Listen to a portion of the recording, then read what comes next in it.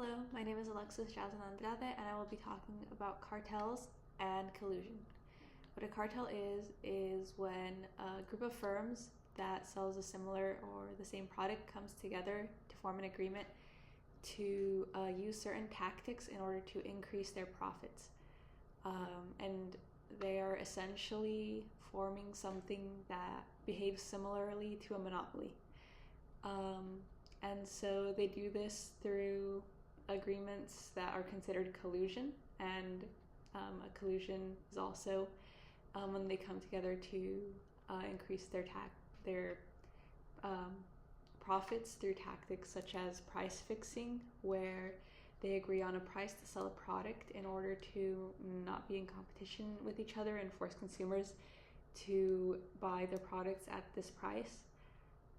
They can do this also by manipulating the market and reducing supply, and the limit in supply will cause consumers to be forced to pay more for the same product.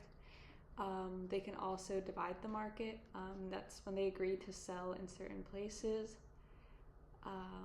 or geographical regions and split their profits equally. And all of this is obviously illegal due to antitrust laws and to protect consumers from negative effects of these agreements, which is that they are paying way more than they should. And I have a graph here that shows what collusion and cartels can do to the market. And so this box right here is what would be normal, and I think even the output quantity should be a little bit bigger here.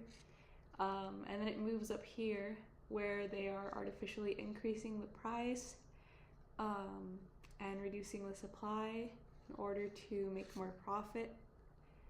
And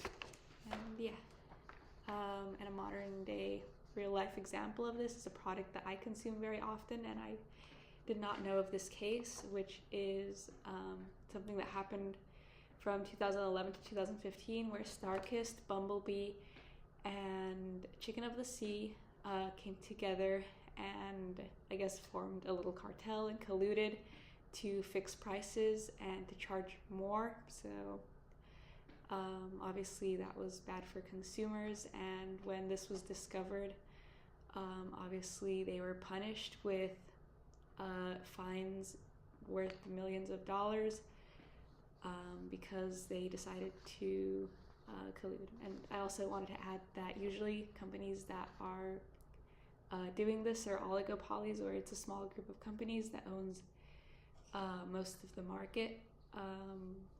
And in the case of these tuna companies, they do control most of the market. It says 73% of US canned tuna is owned by Bumblebee at 29%, Starkist at 25%, and Chicken of the Sea at 18%. So that was really interesting to me. Thank you.